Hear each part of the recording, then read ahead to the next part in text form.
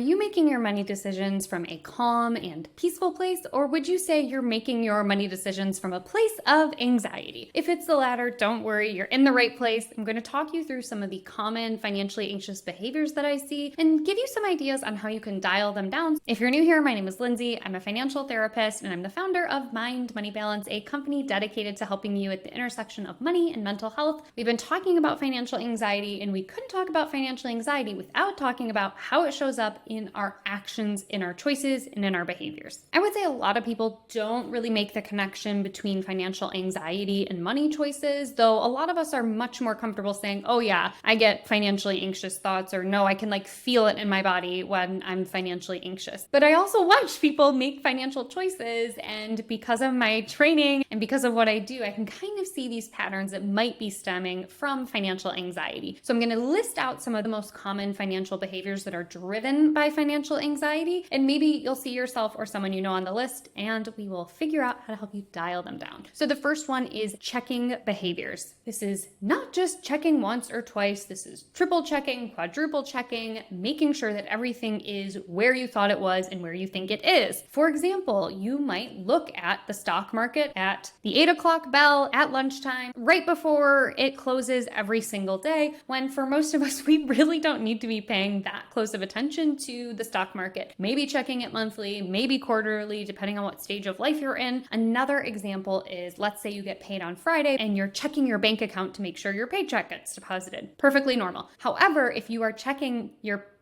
bank account a minute after it gets deposited, 10 minutes after it gets deposited, an hour after it gets deposited, just to make sure that it's still there and that it actually got there, that might be coming from financial anxiety. A reason for this is we feel nervous if we don't have proof of something being there or not being there, depending on what we're looking for. And we feel nervous until we see that thing or get confirmation that that thing has or has not happened. So our anxiety ramps up, then we engage in that checking behavior, our anxiety drops down, which is good. We want that anxiety to go away after we have checked in on something. However, for a person who has a lot of financial anxiety, they might be anxious checking, and they're not letting their nervous system calm down enough to trust that what they just checked is actually correct and is true. The second thing is seeking reassurance. So seeking reassurance is a little bit different than checking, because rather than double checking a thing, you're seeking reassurance from other people. This might look like calling your accountant after you've already filed your taxes and they've sent in the proof that they have filed the taxes, and you still want to make sure that they actually filed your taxes. Or asking a partner to sit next to you while you complete a financial task that you've done many, many times before and know how to do, but you just want them there so you can ask them, am I clicking the right button? Am I doing the right thing? Is this okay?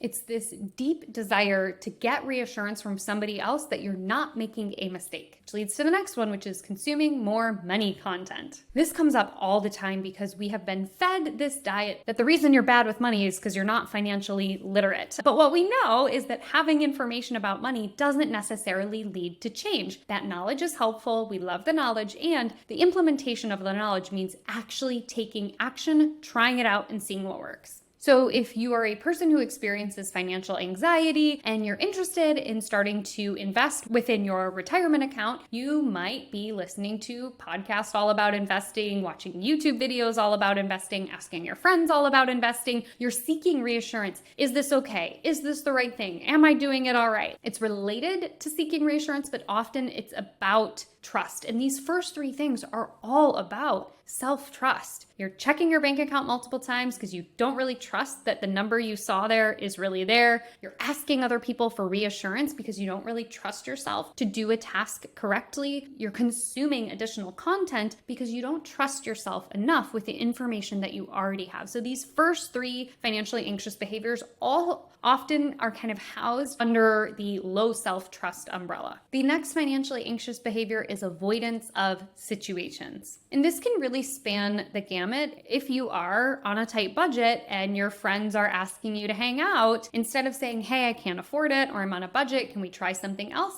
you just ghost or don't respond. If you just had an annual review and your boss said, hey, congrats, you're getting a raise, and your next paycheck came and you didn't see the raise on your paycheck, you're fearful of asking your boss, hey, when is HR going to push through that raise? Or maybe your roommate owes you money, and instead of asking them for the money or sending them a Venmo request, you just hope that they come through and do it. So this is the avoidance of money-related situations. The next one is avoidance of money-related tasks. Along with the last one of avoiding situations, avoiding financially related tasks can stem from financial anxiety. This might be not connecting your bank account, your car loan, and your credit card to an app that tracks all of your income and expenses. This might be avoiding looking at how much money you make or how much you spend. This might be not sitting down with your partner and looking at the summer camp schedule to see whether or not you can afford to put your kids in summer camp. And avoiding situations and avoiding tasks are another kind of grouping, because why people often do this is they're concerned about the discomfort that the situation or the task will have.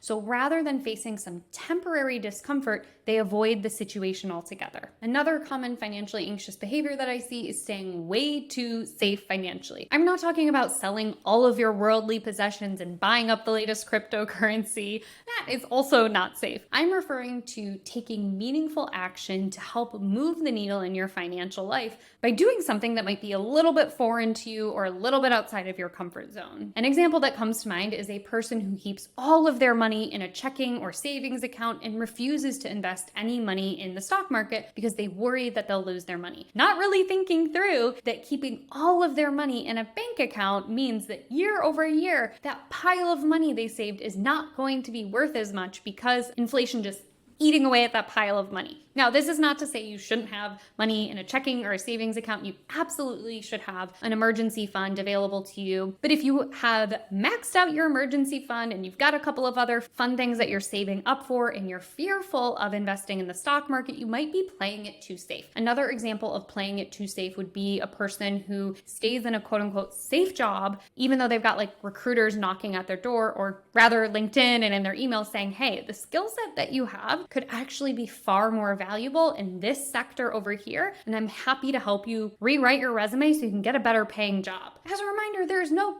steady job. There's no one secure job that will never disappear. There are just levels of what we deem to be safe or to be steady. And if that's you and like a recruiter's knocking on your door, you don't have to jump ship and leave your current job right now, but it is certainly worth having a Zoom meeting with them and figuring out like, what are these jobs that are paying 20, 30, 40% than what I'm making now? And what would that look like? And at least opening yourself up to the possibility of something that you deem risky. Sometimes financial anxiety comes out as irritability or anger. For many people, they associate anxiety with being a worrywart or with being meek. So they have taken their anxiety and it comes out with clause. This can look like shutting down a conversation, engaging in passive-aggressive texting, slamming doors, stomping off, any kind of behavior like that that comes up around money. Let's say a partner's like, hey, we really have to talk about what we're going to do with our student loans, instead of saying, okay, makes me a little nervous, but I got you. You put on your running clothes and you're like, I'm out of here. I can't deal with this. This is bananas. This could also be an aging parent who reaches out to you and says, hey, I'm thinking about downsizing my house. I really need to talk through with you what this will look like for you and for your siblings financially if I make this move. And instead of having that conversation, even if it might be a little bit uncomfortable, you shut it down, you get a little irritable, you say things like, that's rude. I don't want to talk about money. I don't want to hear about it. I can't believe you're bringing it up, right? Sometimes financial anxiety comes out as anger. And the last way that I see financial anxiety behavior show up is overspending or giving away too much money. This is not me saying don't be charitable with your community giving or with family or friends, but this is me saying sometimes people who experience financial anxiety are so uncomfortable with even having money available to them or in their bank account that they subconsciously push it away. They give it away to family and friends, they donate to causes, they maybe overspend and buy things they can't really afford, but this idea of just having money available to them is so overwhelming that they get rid of it. I want to add in a little note for folks who might have high functioning financial anxiety. If you have high functioning financial anxiety, your behaviors might look good, meaning your financial life might be really organized. You know all of the passwords and logins to every bank account. You have a financial advisor, or you know how to call your HR rep and advocate for things. You check your credit score, you're detail oriented. All of those things are not bad things. With high functioning financial anxiety, it shows up as trying to do everything right. Think back to some of those other behaviors that are kind of sprinkled with perfectionism and wanting to do it right. If that's you and all of your behaviors are right, but you're feeling a little bit anxious about money, or you have a lot of worried thoughts about money, then I want you to go back and watch some of my last videos about understanding financially anxious thoughts and financially anxious feelings. You might see more of yourself represented there. With all of these financially anxious behaviors, it's important to remember that we do the things we do because at some point in our lives, those types of behaviors kept us safe or served us well. Let's say you grew up in a household where you watched a parent hold financial secrets and hide financial secrets from another parent. And you're now an adult in a healthy partnership, and your partner has demonstrated no symptoms or signs of financial infidelity or lying. And when they say to you, hey babe, I'm going to pay the credit card bill, because of your financial history, because of what you watched growing up, you might still seek out reassurance that they actually paid that credit card bill. So there's nothing wrong with saying like, can we just log in together? I want to take a peek at it. That'll help reassure me. But after you get your eyes on it, you know the task is done. If you're constantly checking, remember that it might be something that has to do with your history that's informing your current behavior. Another example is for the person who has worked in a job for many, many years and believes that it's important to stay there to stay safe. You might have grown up in a household where your parent didn't have a steady job and they were constantly telling you the importance of having a good and reliable job, even if it's boring, even if it's tedious, because having a reliable and steady job will help you to feel good and safe. It makes perfect sense then that it'd be hard for you to meet with a recruiter to learn a little bit more about how you could use your skills in a different work environment. And if you're the type of person who grew up in a household where money was constantly flowing between different family members as a way to make financial ends meet, it might be really hard as an adult to cut off that flow to and from your family if that was what was modeled for you. So first and foremost, extend yourself some compassion for the behaviors that you are engaging in and ask yourself, is this a behavior that I want to continue? Is this a behavior that is helping me stay safe and make financial choices that are in alignment with my lifestyle and my values? If the answer is no, then we want to work on changing them. And if these financially anxious behaviors aren't impacting your life or your relationship with work, family, friends, or loved ones, then, don't worry about it. But if it is impacting you, then we want to figure out how we can tweak them so they're not so intense. So I mentioned first kind of figuring out why you're doing what you're doing and seeing if you can try something else a little bit different. If you're checking your bank account every day, don't go from checking your bank account every day and say, I'm only going to check my bank account once a month. That's going to be a really hard behavior change to do. Instead, we want to replace that current behavior of checking your bank account with something else that will kind of scratch that itch of checking the bank account. So maybe you give yourself full permission to check your bank account once per day. And then after that, when you pick up your phone to try and check your bank account, maybe you go to a crossword puzzle, or maybe you set a timer for 5 minutes and let yourself watch TikTok for 5 minutes. It doesn't matter, but we want to get out of that habit of when that financial anxiety comes up, I have to check everything. If you're fearful of investing, but intellectually you know that it makes sense to start investing, maybe you don't max out your retirement account that very first year that you decide to invest. Maybe you give yourself permission to put $100 from every single paycheck into a retirement account. We want to start just testing the waters and seeing what happens, because often the thing that we are worried about happening is often much worse in our heads than it is in reality, but we have to test it out so our brain can go, oh, investing wasn't that bad. It's actually not as scary as I thought. And I'm surviving. It's okay. Or if you were the bank checker, oh, turns out I actually don't need to check my bank account every single day. I feel really comfortable checking it a couple times a week. We want to figure out ways to dial down that behavior that isn't serving us without feeling like we have to completely start over and never have any of these behaviors again. The next thing I want you to think about is values alignment. If you're a person whose financial anxiety manifest is trying to get the most out of every single dollar, and this looks like consuming a lot of information about personal finance, constantly picking up side hustles to earn as much money as possible, spending time time on the weekends researching high yield savings accounts and opening new accounts and moving money from one bank to another, I want you to pause and ask yourself, like, how helpful is that for you? And are you falling victim to the hedonic treadmill? I've talked about this before, but the hedonic treadmill is essentially, I think I'll only be happy when I have X. And when it comes to money, you think, oh, I'll finally be relaxed about money if I max out my Roth IRA. And you max out your Roth IRA and you figure out like, thought it was going to feel way better than it does. Maybe I need to max out my Roth IRA and open a private brokerage and put a bunch of money away in there, right? Like we keep moving the goalpost and changing what we think is going to feel good. So stepping off of that hedonic treadmill and figuring out how much is enough financially can help with some of that intensity of trying to squeeze every penny out of every financial interaction. Like if you're spending every single lunch break just listening to financial news, is that really the best use of your lunch break? Maybe.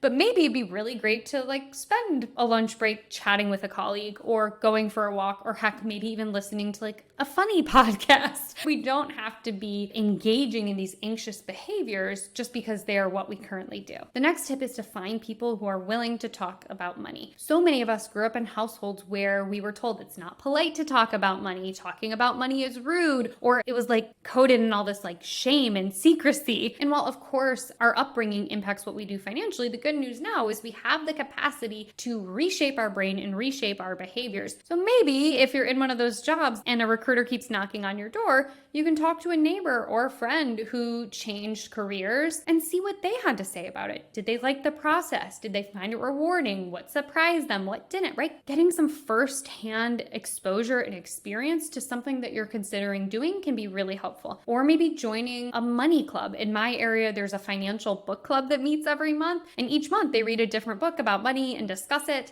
So if you're like, I just need to start breaking the taboo about letting words about money come out of my mouth and into my ears, then you might want to engage in something like that. And if a money-related book club feels way too scary, the good news is the internet is full of forums and groups and hashtags of people talking about money to help create some healthy exposure to money discussions. I hope these tips helped you understand why you might be engaging in these current financial behaviors, figuring out some different ways to play around with the behaviors that you're doing, and giving yourself some compassion for why you're doing what you're doing. If you're really loving this conversation about financial anxiety, you might want to get your hands on my book, The Financial Anxiety Solution. It's a workbook that covers everything that financial anxiety touches, from our thoughts, feelings, behaviors, mistakes, how to talk to others about money. It's super interactive. I highly recommend ordering it from your local bookstore or ask your library to order a copy for you so you can share it with the entire community. With that, I'll see you in the next video.